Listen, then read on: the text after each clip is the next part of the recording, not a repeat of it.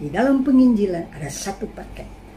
Di dalam paket itu ada keselamatan, ada kesembuhan, ada damai sejahtera, ada sukacita, ada pembebasan. Luar biasa. Paket itu sungguh amat sangat besar.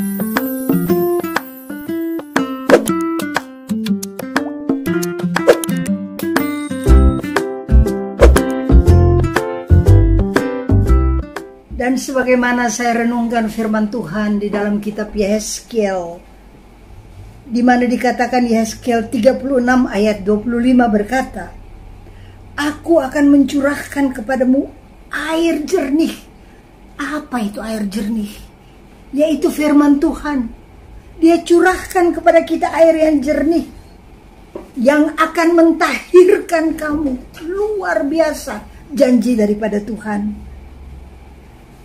Dari segala kenajisan dan dari segala berhala-berhalamu, aku akan mentahirkan kepadamu. Kita harus mengaku kita manusia berdosa. Ada yang perlu ditahirkan, ada kenajisan, ada hal-hal yang tidak berkenan kepada Tuhan, dan hanya firman Tuhan, air yang jernih itu, Yesus Kristus yang dapat mentahirkan kita. Kemudian dikatakan pada ayat 26, kamu akan kuberikan hati yang baru dan roh yang baru di dalam batinmu. Dan aku akan menjauhkan dari tubuhmu hati yang keras. Tuhan tidak berkenan kepada hati yang keras. Dan kuberikan kepadamu hati yang taat. Ini yang Tuhan berikan. Bukan hati yang keras, tapi hati yang taat. Rohku akan kuberikan diam di dalam batinmu, dan aku akan membuat kamu hidup menurut segala ketetapanku, dan tetap berpegang pada peraturanku. Betapa baiknya Tuhan. Kalau Dia seberangkan kita dan masuk dalam ke tahun 2023, ada janji daripada Tuhan yang Dia berikan kepada kita. Luar biasa. Biarlah kita pada hari ini, kita renung-renungkan firman Tuhan. Apa yang najis ditahirkan oleh air yang jernih, yang itu firman Tuhan. Dia berikan kepada kita hati yang baru dan roh yang baru, hati yang taat, dan dicabut daripada kita hati yang keras dan kepala batu. Dicabut daripada kita. Aduh, luar biasa. Terima kasih Tuhan untuk segala kebaikan-Mu. Dan pada hari ini tema kita adalah penginjilan. Pergilah engkau ke seluruh dunia. Go ye into the world and preach the gospel. Kalau kita lihat di dalam Injil Matius 28, dikatakan di sini, judul daripada Matius 28 dari ayat 16 sampai dengan 20 berkata, perintah untuk memberitakan Injil. Ini penginjilan. Kita masuk dalam tahun penginjilan, di mana kita beritakan kepada seluruh dunia. Perintah, bukan optional, bukan boleh pilih mana yang boleh, mana yang enggak. Wajib, harus, mesti setiap orang mutlak yang sudah dibaptis mutlak memberitakan kabar baik, kabar sukacita. Kalau kita masuk dalam bilangan orang yang dipercayakan Tuhan untuk memberitakan kabar baik, penginjilan, itu suatu kehormatan, because it is a command, God's commission, di mana Dia perintahkan kita untuk memberitakan Injil. Kita baca pada ayat 16 berkata demikian. Dan ke-11 murid itu berangkat ke Galilea, ke bukit yang ditunjukkan Yesus kepada mereka. Kenapa 11 murid? Bukankah Tuhan Yesus mempunyai 12 murid? Firman Tuhan berkata di sini, ketika Dia bangkit dan Dia utus, bukan 12 murid, tapi 11. Yudas tidak ada. Kalau kita pergi untuk memberitakan Injil, roh Yudas mesti tercabut dari hati kita. Punya hati yang bersih, hati yang baru, roh yang baru, hati yang taat. Terpuji-pujilah Tuhan Yesus kalau Dia percayakan kepada kita kabar baik, kabar sukacita, perintah untuk memberitakan bahwa keselamatan diperuntukkan untuk semua orang. Saudara dan saya membawa kabar baik, kabar keselamatan, menyelamatkan orang yang berdosa. Firman Tuhan berkata di sini bahwa Dia beri kepada kita kuasa untuk memberitakan. Ketahuilah, ke-11 murid ini diberi kuasa, dipilih oleh Tuhan, diberi kuasa untuk memberitakan Injil. Power, mandat Dia berikan kepada kita. Kepadaku telah diberikan segala kuasa di sorga dan di bumi. Karena itu, pergilah. Kuasa daripada Tuhan Dia berikan kepada murid-muridnya. Terpujilah Kristus kalau Dia berikan kepada kita kuasa. Sekarang kita buka di dalam kitab Injil Markus ayat 15 berkata demikian. Pergilah ke seluruh dunia, beritakanlah Injil kepada segala makhluk. Bukankah suatu kepercayaan yang Tuhan berikan kepada kita? Ke seluruh dunia, beritakan Injil ke segala makhluk, kata firman Tuhan. Siapa yang percaya dan dibaptis akan diselamatkan. Penting dibaptis. Apa sih artinya? Saudara punya surat baptis nggak? Kita semua punya surat baptis.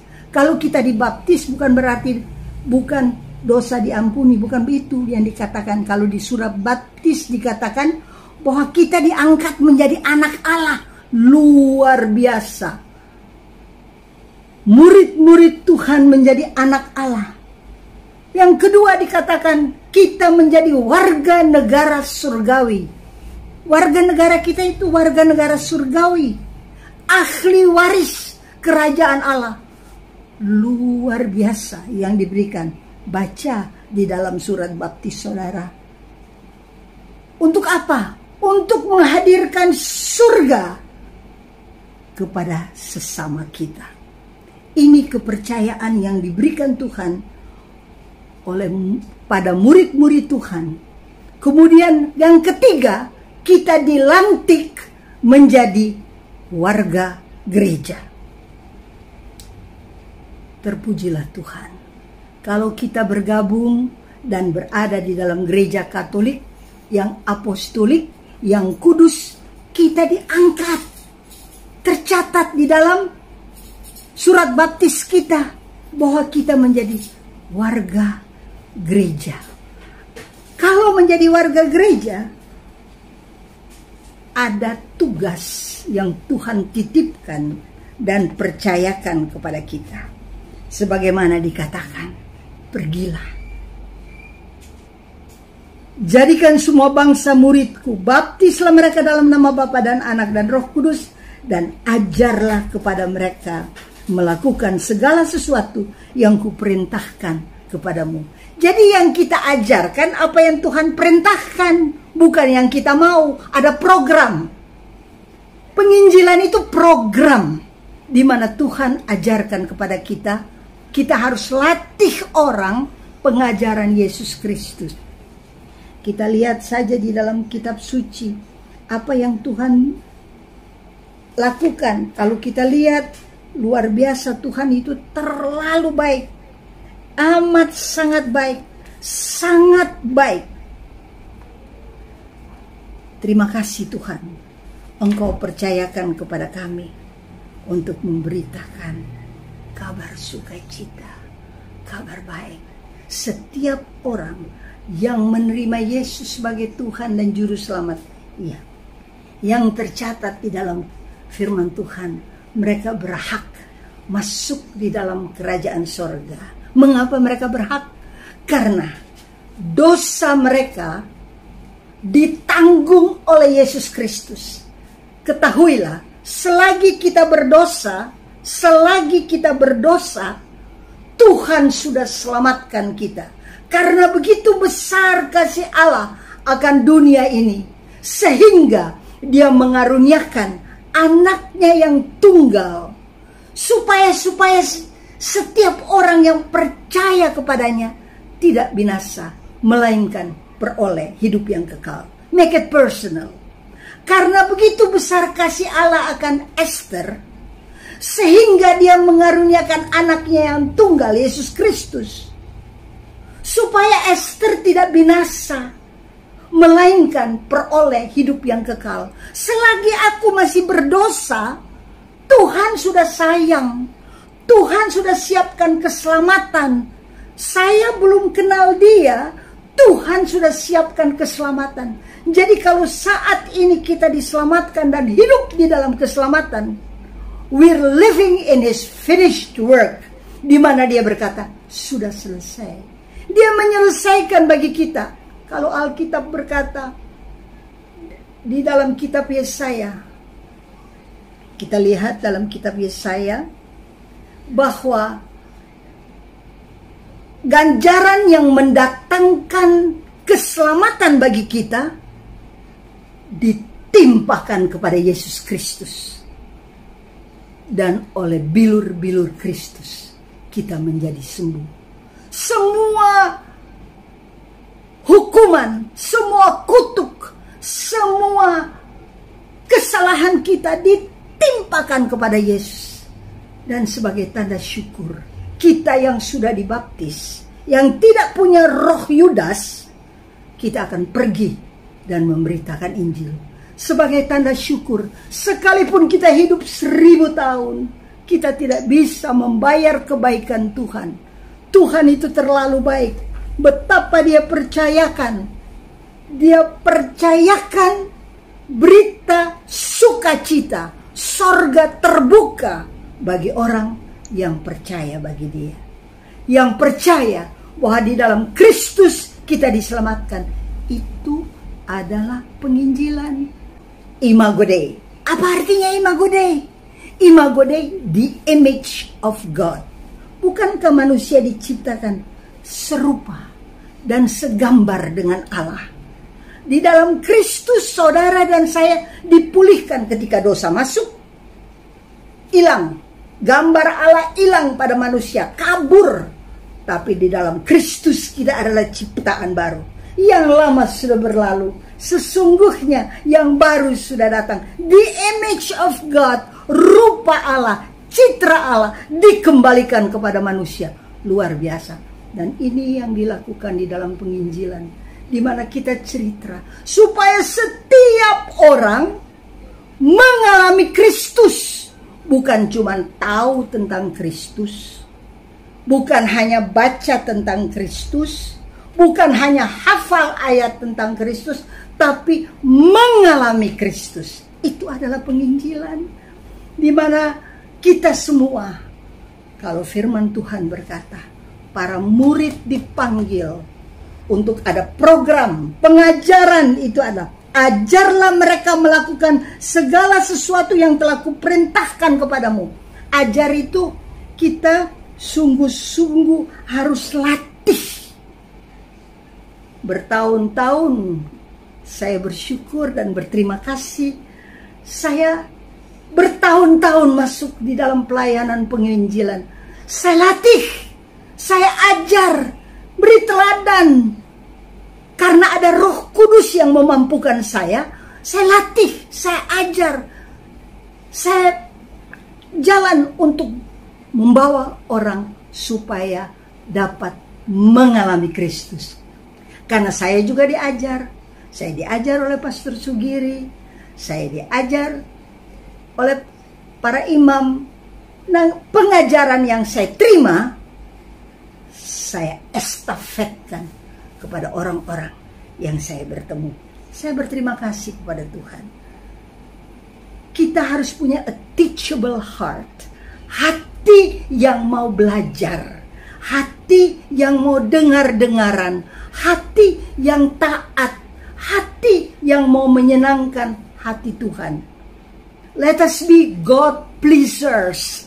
Kita mau jadi orang-orang yang menyukakan, menyenangkan hati Tuhan.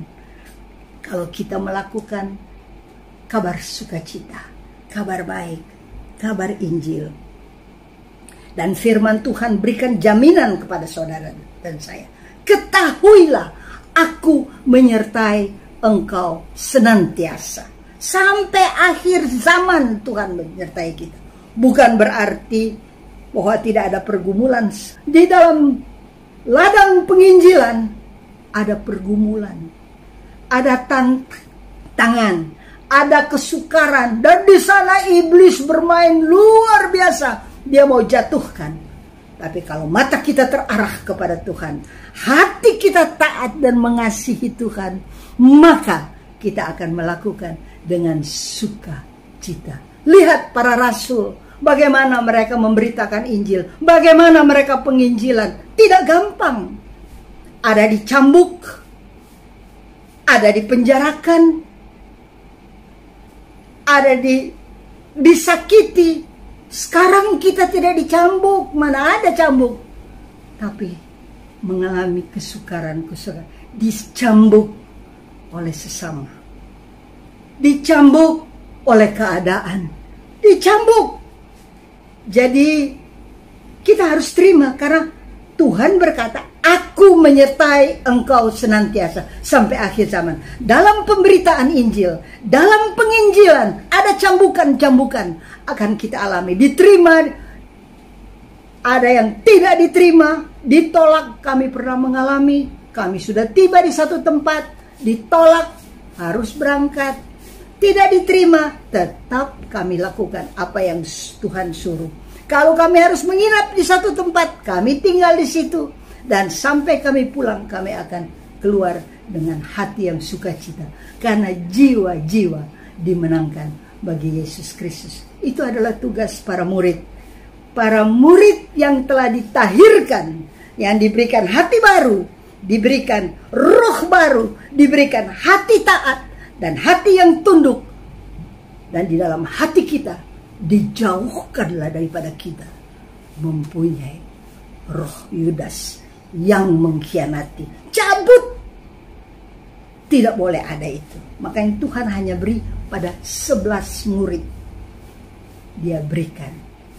Dan demikian bergulir, makin hari makin banyak, makin hari makin banyak, karena semua dilatih, diajar oleh murid-murid ini, sehingga makin lama makin banyak, makin lama makin banyak. Terpuji-pujilah Tuhan Yesus. Firman Tuhan berkata di dalam 1 Korintus 9 ayat 16. Sama-sama kita baca.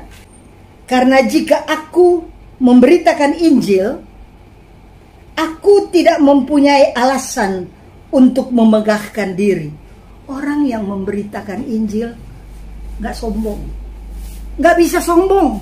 Mau memegahkan diri apa? Kita hanya memegahkan hanya karena Injil, hanya Injil. Tapi memegahkan diri udah gak ada. Kemudian dia katakan, sebab itu adalah keharusan bagimu, wajib mutlak. Memberitakan Injil itu keharusan, wajib mutlak. Penginjilan itu mutlak. Dan kitab suci berkata di sini,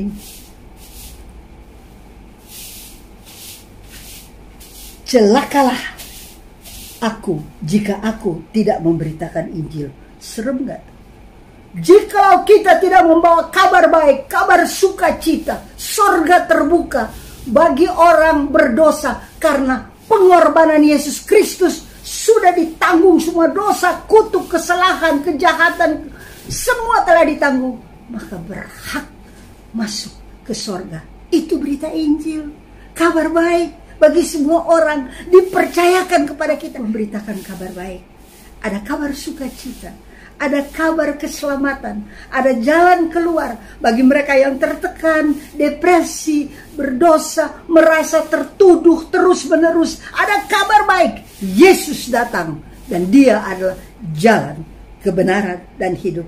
untuk membuka sorga bagi kita. Kalau kita serahkan hidup kita kepada Tuhan dan percaya kepada Dia, maka Dia bertindak. Luar biasa. Tuhan terlalu baik. Tuhan Yesus teramat sangat baik. Dan ada kewajiban saya. Bukan cuma senang-senang sendiri. Bukan cuma selamat-selamat sendiri. Bukan cuma tepuk tangan saja. Baca firman Tuhan. Kemudian tidak melakukan pekerjaan. Ada tugas yang diembankan di atas bahu kita. Menangkan banyak-banyak jiwa. Penginjilan mutlak, wajib, harus dilakukan sebagaimana firman Tuhan katakan. Berbahagialah kalau kita lakukan itu. Kita nggak ubah. Ini perintah katanya. The Great Commission. Perintah daripada Tuhan untuk memberitakan kabar baik, kabar sukacita. Karena di dalam kitab Roma, kita sama-sama buka Roma 1 ayat 16 berkata demikian. Sebab aku mempunyai keyakinan yang kokoh dalam Injil. Karena Injil adalah kekuatan Allah yang menyelamatkan setiap orang yang percaya. Yang percaya. Injil ini adalah kekuatan Allah. Saya punya keyakinan yang kokoh. Injil ini adalah kekuatan Allah. Wajib kita penginjilan. Wajib kita memberikan kabar baik. The Great Commission. Go ye into the world and preach the gospel. Dan sampai hari ini saya lakukan. Memberitakan kabar baik. Kabar sukacita. Dengan sukacita. Sekalipun banyak tantangan. Sekalipun banyak kesukaran. Tetapi Tuhan yang berjanji. Dan kalau Dia berjanji, Dia setia. Aku menyertai engkau senantiasa. Kita lihat di dalam firman Tuhan. Kalau kita renungkan ketika Yesus lahir di bumi ini. Di dalam Matius 2 dikatakan. Orang Majus itu datang dari jauh. Mereka orang pinter, terpelajar, orang kaya, orang berhikmat. Dan ketika mereka lihat tanda Yesus lahir, ada juru selamat lahir, ada raja lahir, raja di atas segala raja. Mereka datang bukan dengan tangan kosong, tapi mereka bawa emas, kemenyan, dan mur. Luar biasa. Ada tipe lain lagi kalau kita baca di dalam Injil Matius 2. Herodes, ketika dia dengar bahwa ada raja lahir, dia takut sekali. Posisinya tergoyahkan. Dia takut.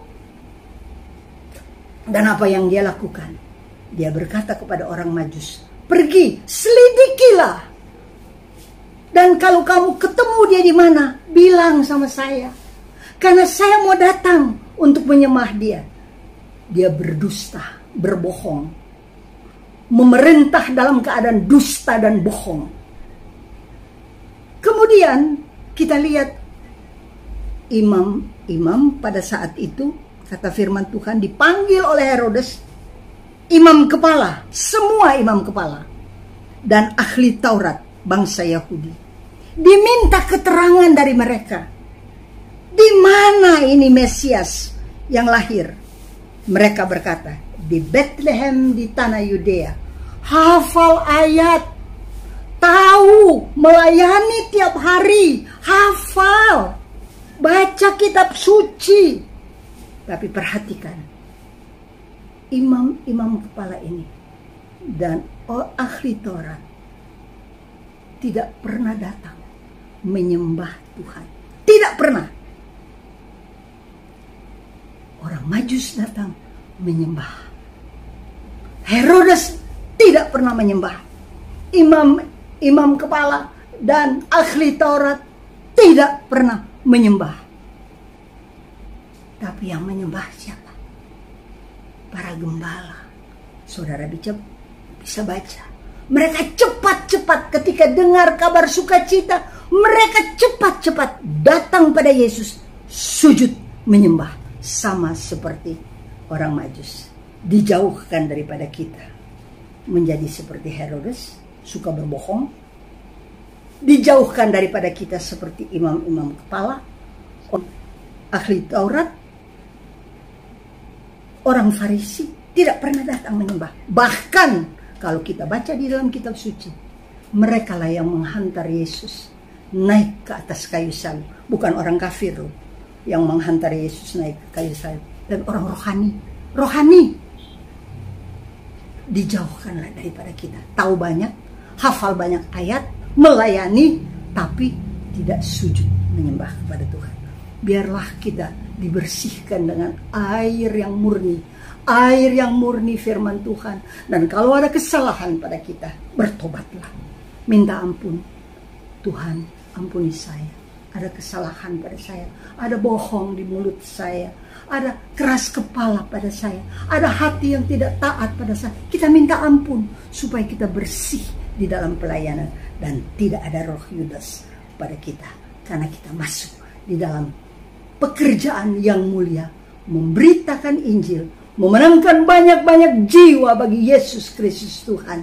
Dan satu waktu kelak, kalau kita berada di hadapan Tuhan, tak bercacat, tak bercelah, dan Tuhan berkata, well done my daughter, well done my son. Biarlah kita dapat pujian dari Tuhan. Tuhan berkata bahwa kita sudah mengerjakan apa yang Dia suruh kepada kita. Kita kerjakan dengan mulut yang bersih, bukan mulut yang hitam.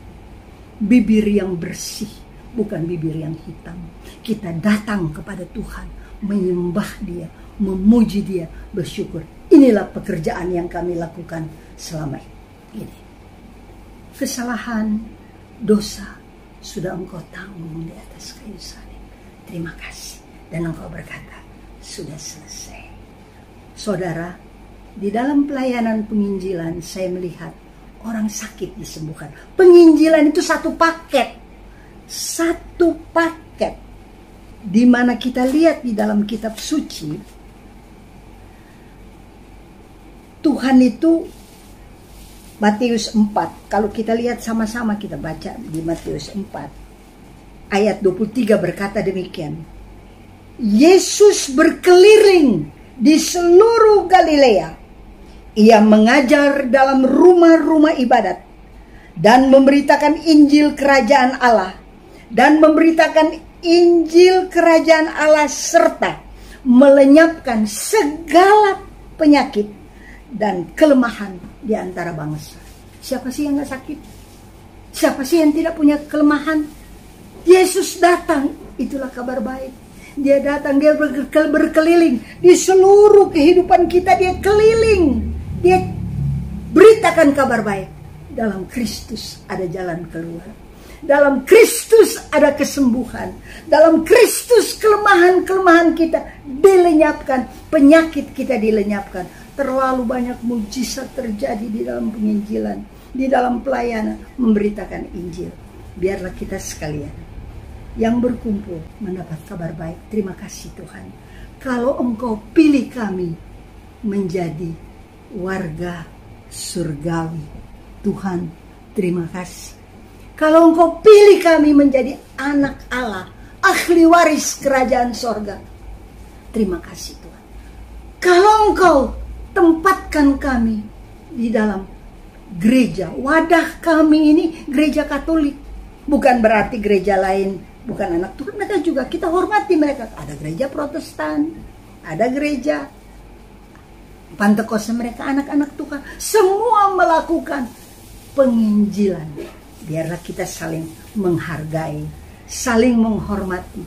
Hormati pekerjaan yang Tuhan embankan di atas bahu kita.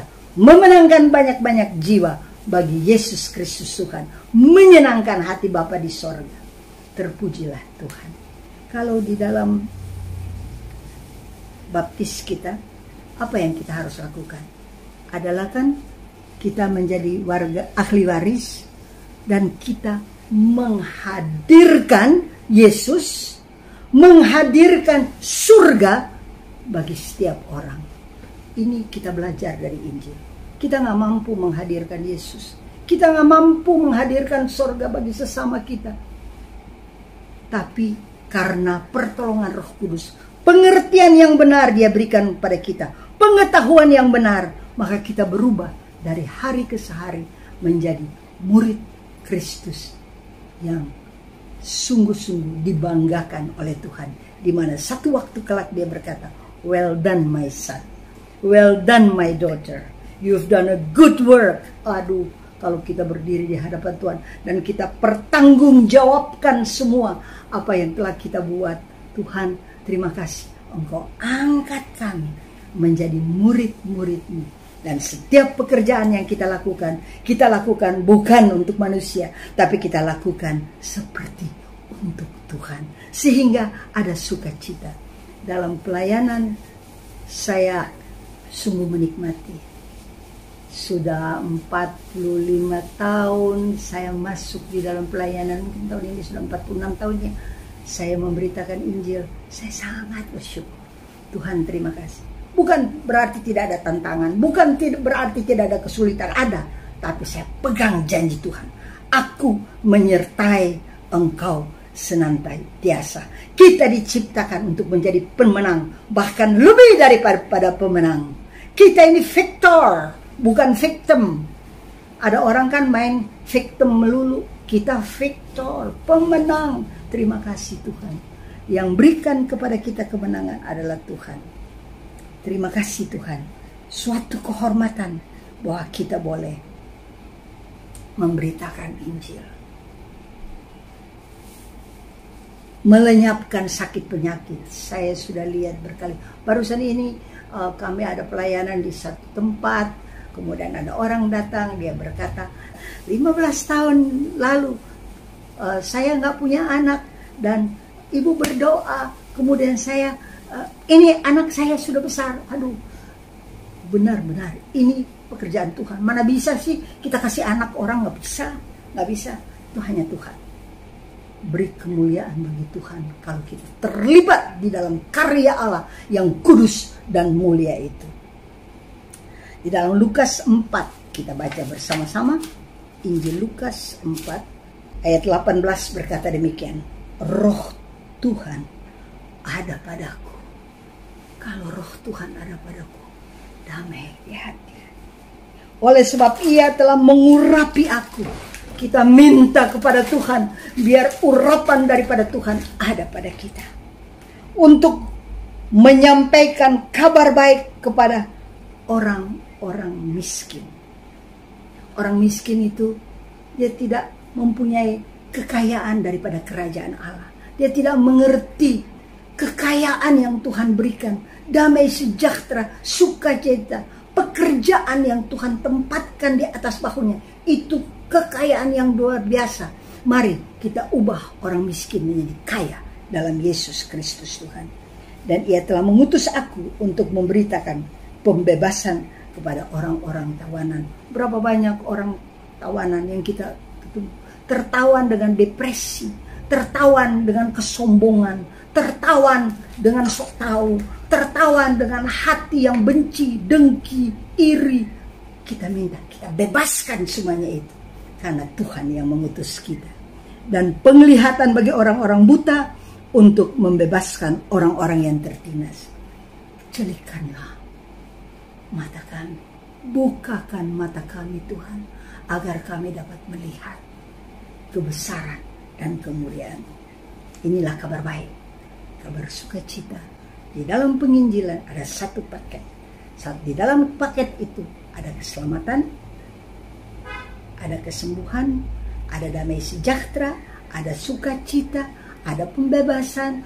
Luar biasa. Paket itu sungguh amat sangat besar. Sehingga kita boleh berkata, adapun hidupku ini bukannya aku lagi, melainkan Kristus yang hidup di dalam aku.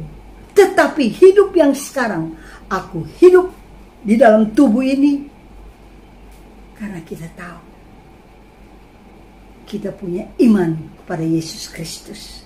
Dan Yesus Kristus yang sudah tanggung semua dosa dan kesalahan kita, Dia mati karena kita mendamaikan dengan Bapa di dalam sorga.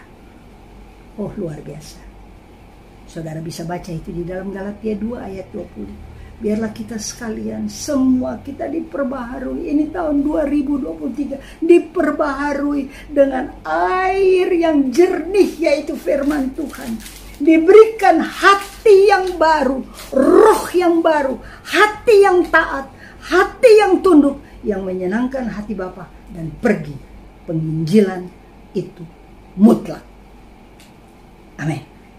Semua bunga ikut bernyanyi, gembira hatiku